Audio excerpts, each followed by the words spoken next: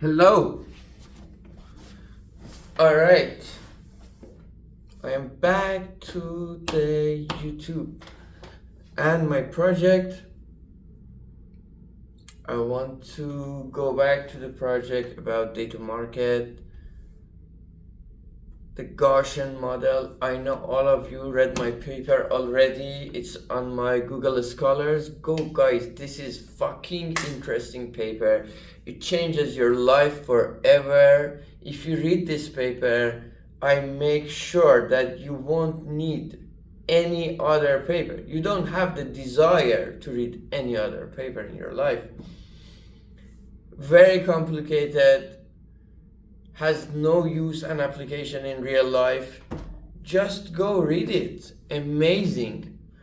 And okay, last time we were talking about this project, I had to draw some curves using LaTeX. I'm going to continue that, but since the last time was a long time ago, I have to remember the material I had. So we have this payment function. Okay, what is it? We are going to talk about truthfulness without obedience. The situation is truthfulness. The benchmark is truthfulness without obedience, exactly as I wrote here. And we have the expected payment for truthfulness even when we don't have obedience. Bang, bang, bang.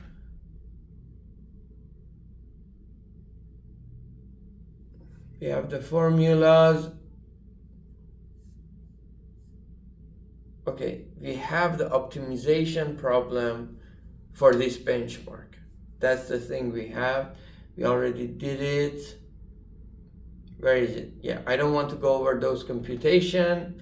They are all right. And oh my God, it took us weeks to check if these computations are right or no. Every time we had I had a miscalculation. Even I gave it to my colleague, to Thibaut, to check them, and he said, oh, even the last one, he said, oh, there is this part wrong.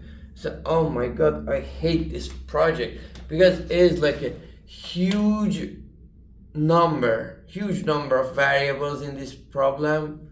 How many? 10, 5. We have 5 there. We have, yeah, it's like 5 and plus 9. I say 14 variables. And when we don't have obedience, we cannot get rid of a lot of, like, obedience brought us this good aspect that we could compute some of these variables based on the others and get rid of a lot of them.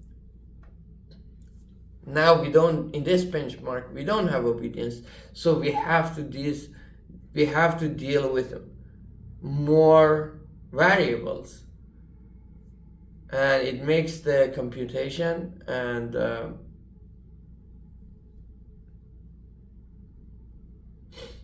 it makes computation more difficult because you may end up having miscalculations. But there is also a good side of it. When you get to the optimization problem, obedience gave us 2 equality constraints, which made it easy to do the calculations. But when we had the optimization problem, we had, in a sense, we had 4 constraints, and it made finding the solution difficult. Here we have only 2 inequality constraints, which come from the PSD, which is the constraint we need to have a legit Gaussian distribution. It says that our covariance matrix, all of you know what covariance matrix is. If you don't know, just we need to know that covariance matrix needs to be positive semi-definite. And these 2 inequality constraints comes from that. That's it. So we have two constraints. Solving the Lagrangian to find the optimization problem gets much easier here. Unless,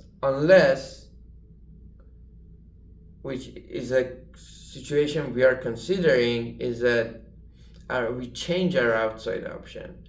Once we change our outside option, which I don't like that outside option. Okay, let me tell you about this. Here, well, my colleague, he's a professor in econ. I think, in a sense, because he's an economist, I believe that his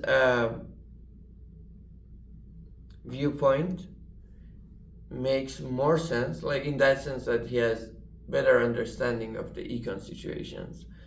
So,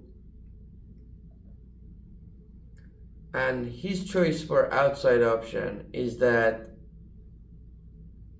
okay, the benchmark is truthfulness without obedience, right? His choice for the outside option, what he is offering, well, he was not in disagreement with this outside option too. At the beginning, we worked with this outside option, and he says the new outside option that he is offering may be more tasteful, may be more interesting to econ society. So it's a matter of choice. It's like a matter of taste, I guess. It's very complicated. Honestly, outside option, individual rationality, I don't like it this much. I thought like we have a clear framework of what should be outside option and what should not be. And I think in the econ literature, still we don't have a good understanding. But which is good, which means that, okay, we should spend more time, the whole econ society should spend more time to come up with a common ground for outside option, individual rationality. Okay, there is one problem, is this. The other problem that we have with the individual rationality here and outside option is that we are comparing our main example with this benchmark. And it makes it even more complicated in the sense that in the main example, outside option is obedient. We assume that participating players stay obedient, and we give them a truthful mechanism, incentive compatible, fully incentive compatible. However, as long as they are, we assume obedience, the utility of the, where is my hand? The utility of the outside, I want my hand in the, all right, can I zoom out? I don't know. The utility of the outside utility will be obvious. All right. Yeah. We don't need truthfulness for that. Obedience of the other players defines the utility of the non-participating player. Here we are comparing it to the situation that, okay, we said now let's remove obedience and see what happens. Thibaut and I, we're like both more CS oriented. We believe that, well, we don't have a lot of, well, Thibaut has, but I don't have a lot of study in econ. I say what is natural for me is that if you are taking the main situation and removing the obedience from it, and just you are keeping the mechanism truthful, on the off path, you should also, when the player decides not to participate, for me it is like this. We are assuming that the players will obey us. No, will obey us. Yes, exactly. So we don't need obedience constraint. We are assuming they will obey us, and we just want to design a mechanism that is truthful, right? So in the off path, when a player decides not to participate, other players still are assumed to be obedient, and they just need to we just need to make sure that they're truthful. So Tiba and I kind of agree that when you're removing obedience constraint, you should do it both on the main path and on the off path. While Alessandro says, I want to remove obedience from main path, but for the off path, for the benchmark, I want to totally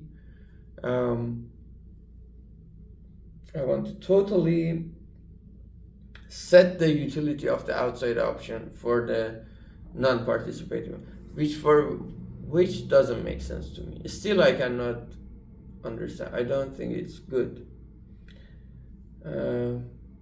Well, we haven't accepted. I'm not going with that framework yet. I'd like to talk to Alessandro more about this. Maybe one day we can bring Alessandro to this videos as well.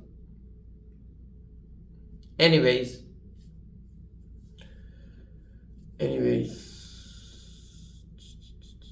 all right.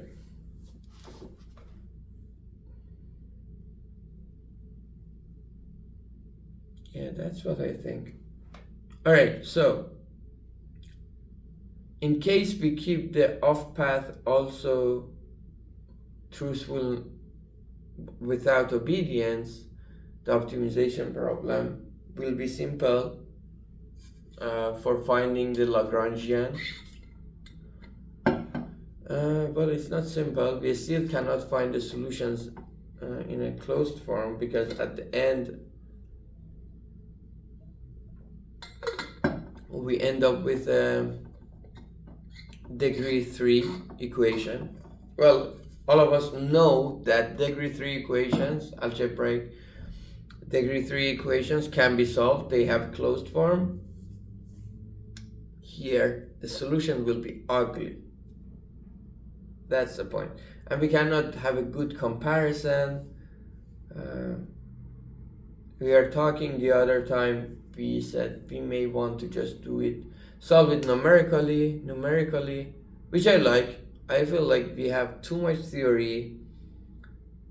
Not that theory is bad. The way I feel is that theory is good when it gives us insight, right?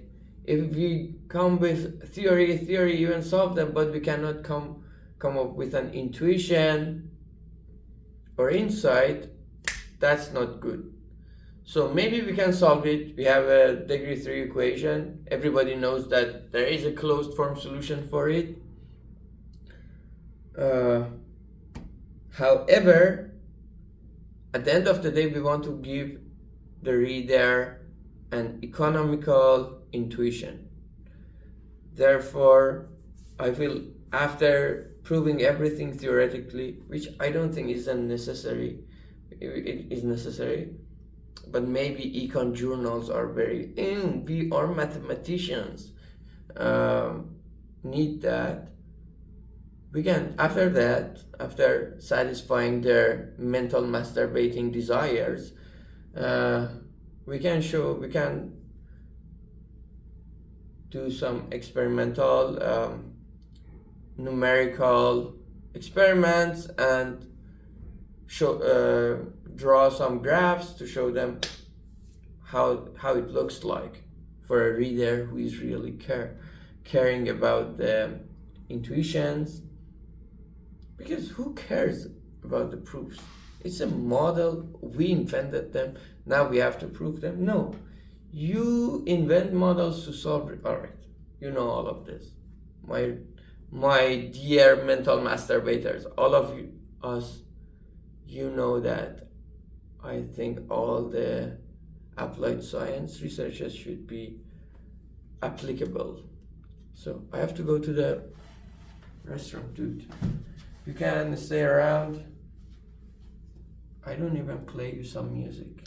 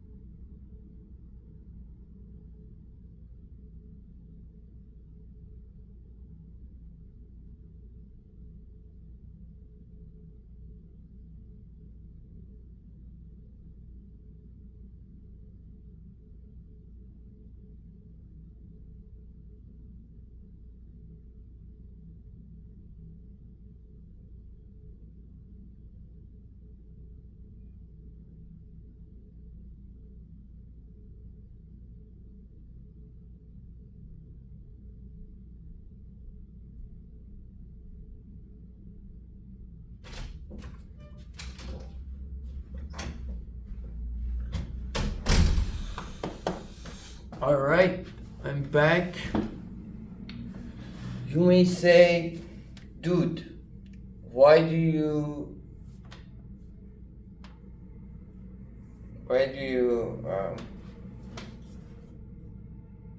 keep this restroom time on the video? Even though I got feedback that some of you liked it, Dr. Mesh.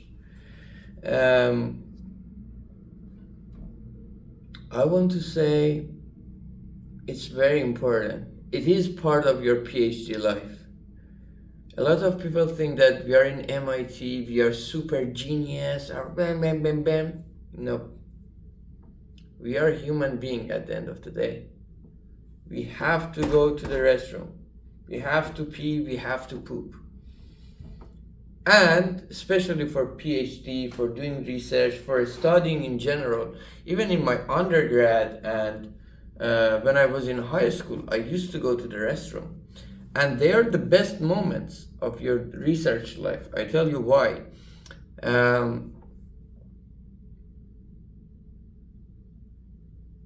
It is the moment that you are alone. Like look at the famous, all of the famous scientists. Archimedes, he was in the bathroom when he found that something about density, and he jumped out of the bathroom naked in the streets of Athens or wherever, right? Malacca. Newton, why do you think he found gravity under the tree? The apple tree. He went there to piss. Yeah, he was pissing and bang, apple falls from the tree, and he thinks about Einstein. How did he understood the curvature of time and space? Because he saw the projection of his. So all of them, like, first of all, it gives you this alone, private time and space, and it's perfect. It's like meditation. You are silencing everything, and it comes at the right time that you are feeling relief. So all the creative ideas, all the innovations are, please don't take your phones with yourself when you go to the restroom, unless for academic purpose, when you go to the restroom, don't take your phone with yourself.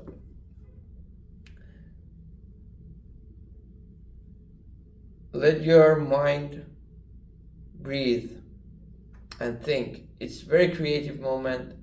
All of the good ideas comes to your mind when you are in the restroom. Hopefully you are there alone. Like for academic purpose, again. For academic purpose, you want this moment of silence and let your mind talk and listen to its ideas. So I had to keep it. Second reason is that this editing is difficult for me, and when I cut it and connect it to the rest of the video, I think I have to, for now I cannot do the editing. But also know that restroom is super important, part of your academic journey, part of your PhD journey, and I want you to really take advantage of it. Anyways, we are done with the optimization and why comparing the benchmark from this outside option point of view to the main example. Now we want to have our problem. We have everything. We solved the Lagrangian.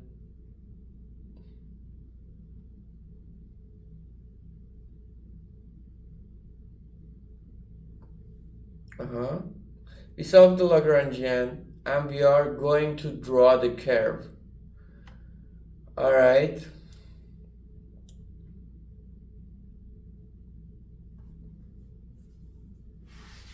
for drawing the curve, we are looking for the intersection of this line that goes through the 0 and the other curve, which is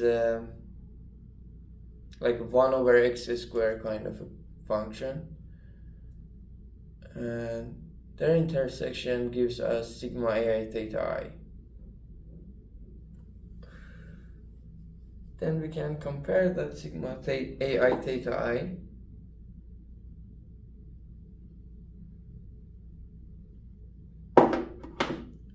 with the sigma ai theta I in the main example, maybe.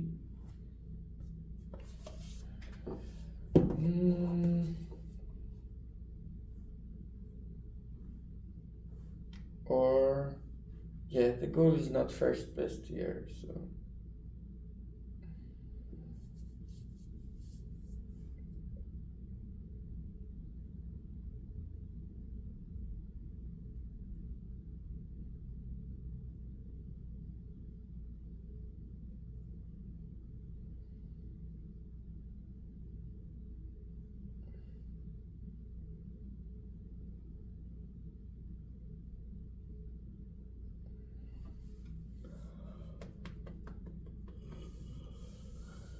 Gaussian. Yeah, it's Gaussian.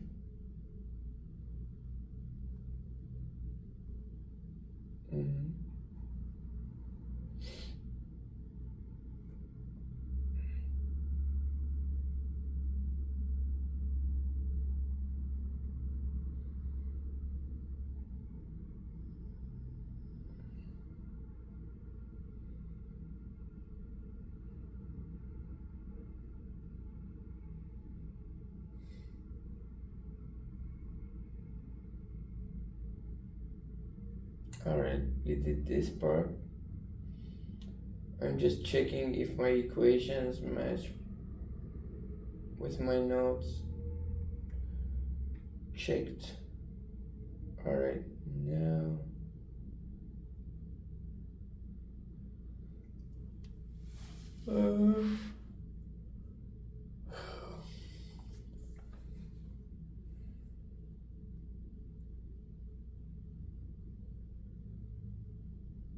so are we comparing the solution with first best? I don't think we should compare it with first best. Okay. Alright, why I have it the first best in my note is that, remembering, when we have the solution for optimal revenue, we can see that it is first best, but when we substitute R, which is the parameter about relating actions of player to each other, to substitute R with 2R. So yeah, the main example is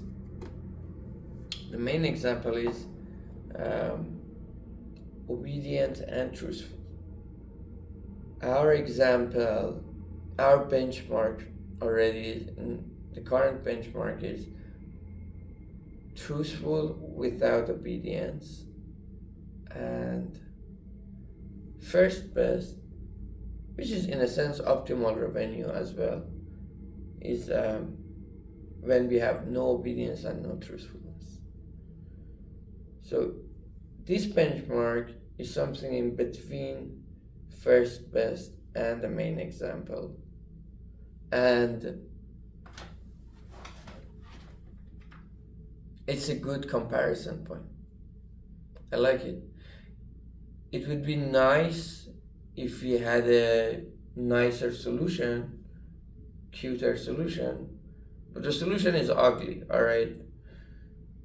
But it's a good comparison. It gives us good intuition on how obedience, adding and removing obedience, changes the optimal mechanism, how much we are paying or adding value to consumers because of obedience or truthfulness? Well, the other benchmark could be, okay, we have first best, let's go obedient but not necessarily truthful.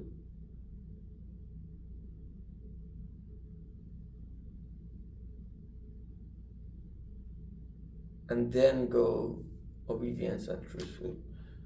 Do we have that benchmark?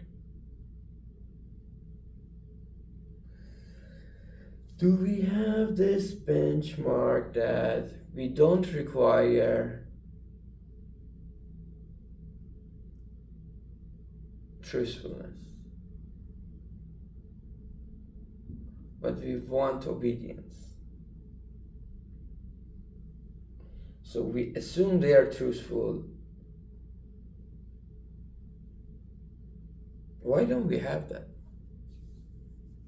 I should add it, actually. I should add it. Well, like, we have these two constraints, right? Here is first best or optimal revenue. And here is optimal revenue with obedience and truthfulness. We can go either truthfulness without obedience, or we can go obedience without truthfulness. Both paths I feel are interesting as benchmarks. And gives us good intuitions. Definitely, no doubt they gives us.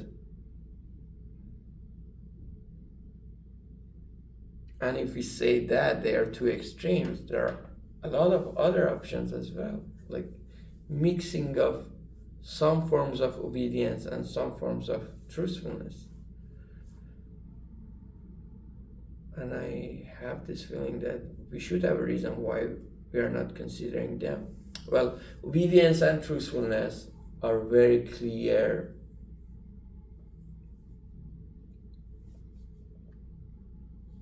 extremes. But from a mathematical point of view, I don't agree.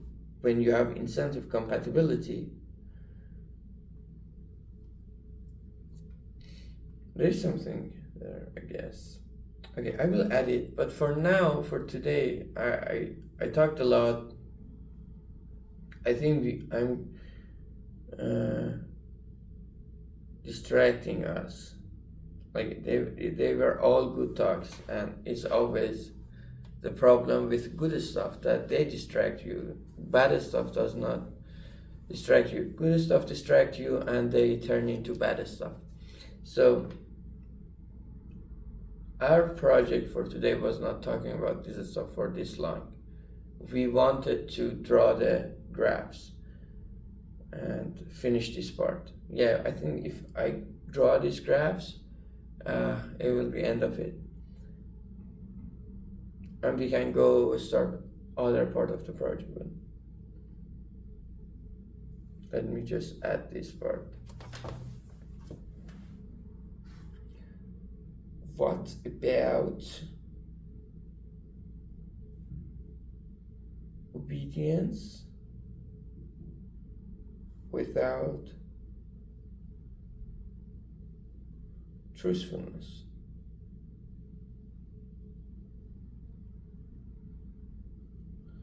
All right. Okay. Yeah.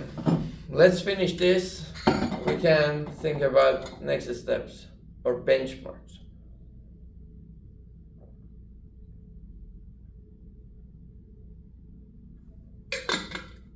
Also, Thibaut told me instead of drawing the graph based on sigma ai theta I should draw it based on the parameter sigma ai theta I over t sigma theta I squared, which I believe it's very right, it's true. But it can be fixed easily later. Let me just draw my graphs for now. Okay, this is the Tixi picture. Tix picture. Access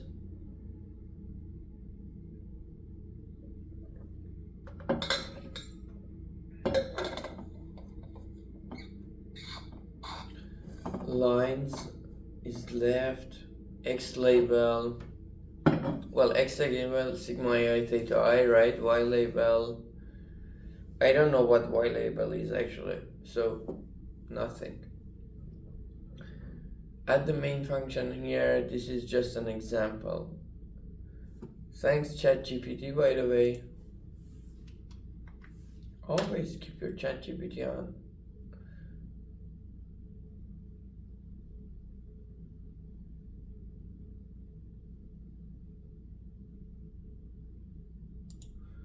Alright.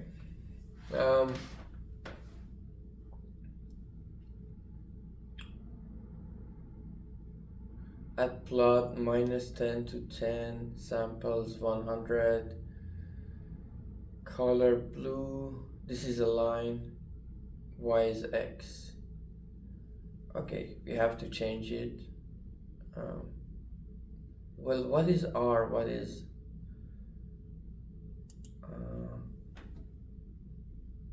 alright.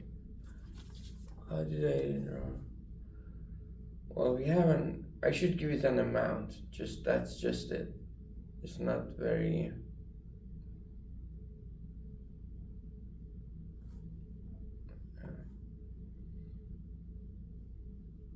Yeah, let's draw the graphs, and I can draw it for. I should draw it for two cases. When r is positive and t is positive. Second, when r is negative and t is positive, and both of them, r is not like any real number, it's in an interval. I want to find that number.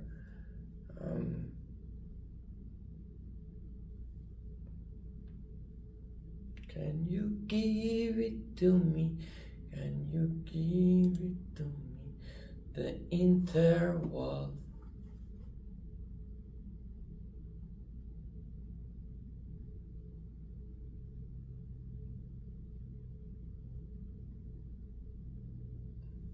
Okay, r should be in the interval -1/2 and 1/2 and -1.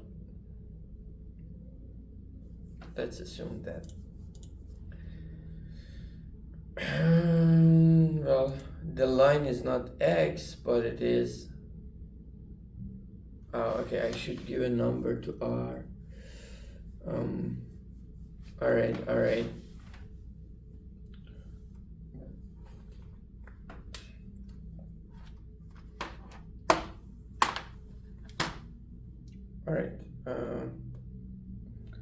Let's go first. R positive, T positive, and also Thibaut had some comments. Let's just draw the graph first. Those can be edited later. All right. R positive. I want to choose R and also N. N should be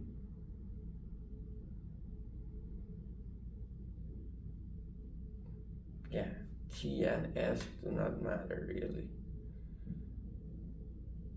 And I can that I don't like.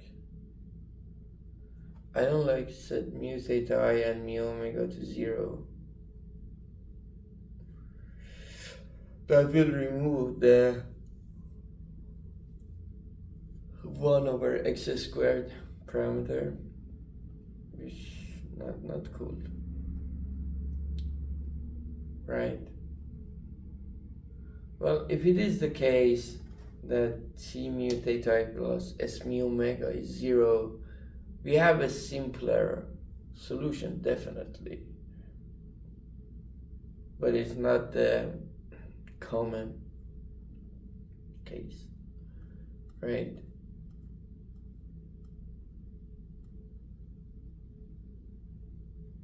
So you want to solve for the general. Maybe we have to talk to Thibaut and see if they want the special cases as well. The special cases are easy to solve.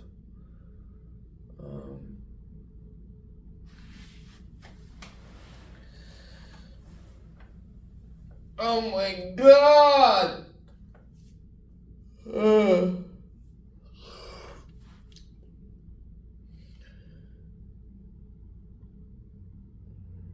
Damn.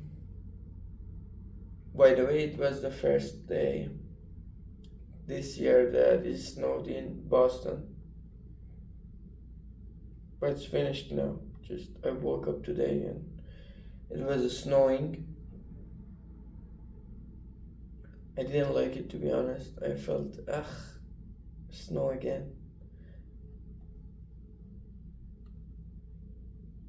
Also, okay, never mind.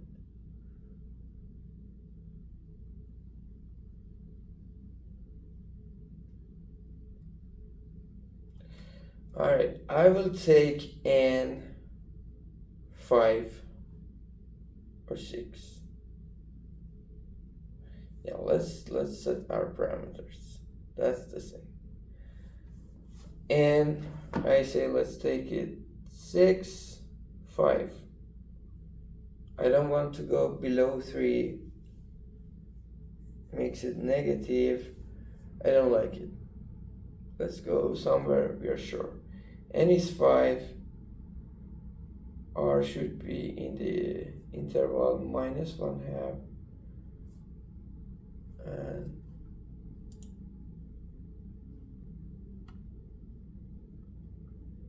n plus 1 or n minus 1.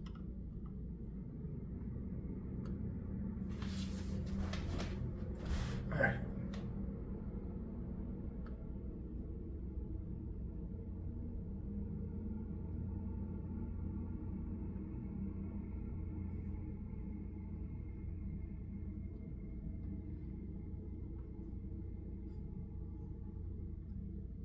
Or minus. All right. And -1 is 4, so R should be in the interval 1 -1/2 and 1/4, right?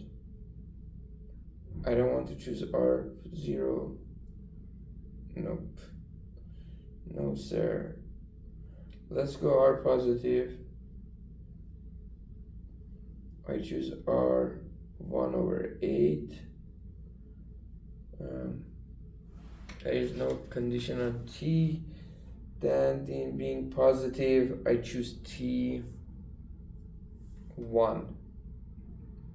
Wait, we had some good examples at the beginning about Cournot and Bertrand and this kind of examples. Let's choose them congruent with those.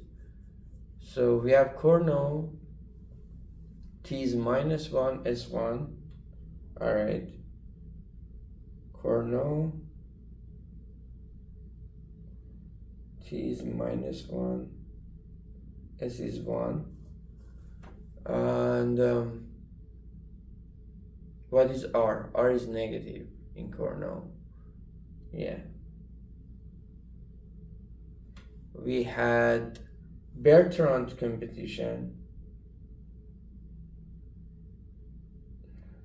for which T is positive. T is -1/2. No, plus. We meant.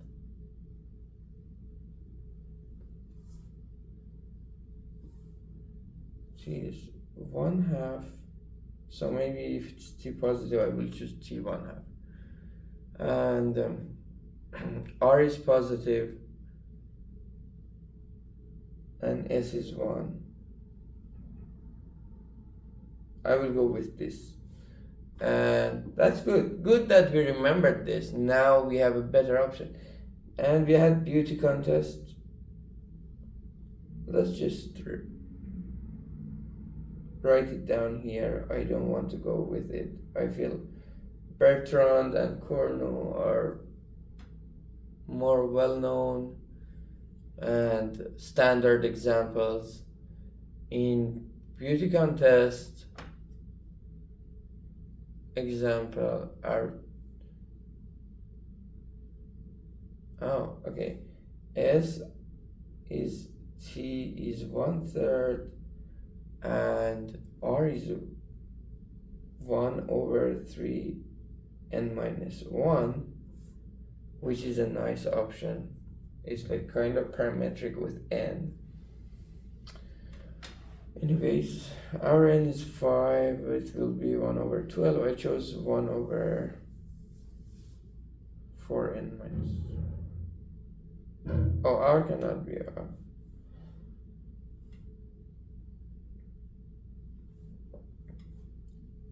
I choose r 1/16. Yeah. See, I chose r wrong. Look, if I did all those computations, it would be a disaster, right? Or, well, we can talk with ChatGPT about it.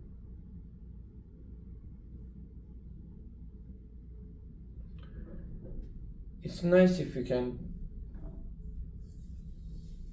have those parameters inside TXZ so we can change them and we don't have to compute them all the time. It should be like that actually, right? I hope it is. Yeah, it is. I'm sure it is. I'm positive. I'm confident. I'm what I want to look for. Yeah, the interval for R.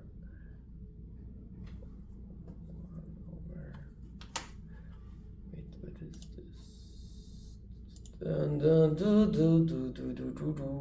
Where are you are? Where are you are? Where are you? Where are you are? Where are you are? Where are you are? Where are you are? In this benchmark, in general, it is less than 1/n minus 1, but for this benchmark, we have to limit our more, otherwise it will be an unbounded amount of revenue, which, oh, it brings us a lot of pleasure.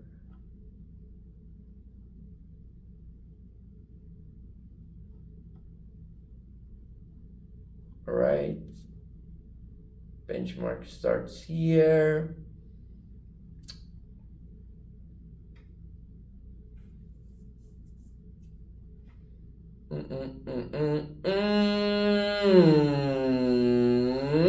Yeah, here 1/2n minus 1.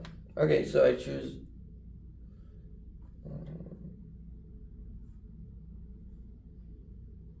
1/16.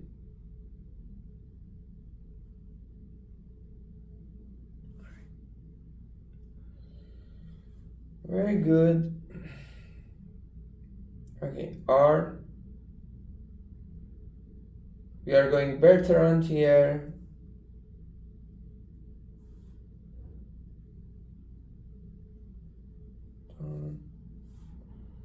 Bertrand.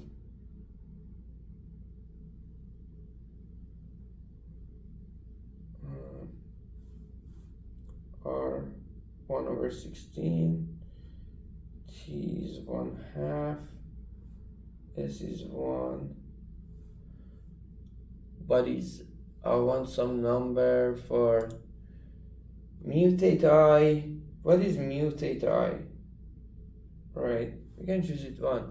But in Bertrand, as the type of the player, it should be, okay guys, we will get back to this problem.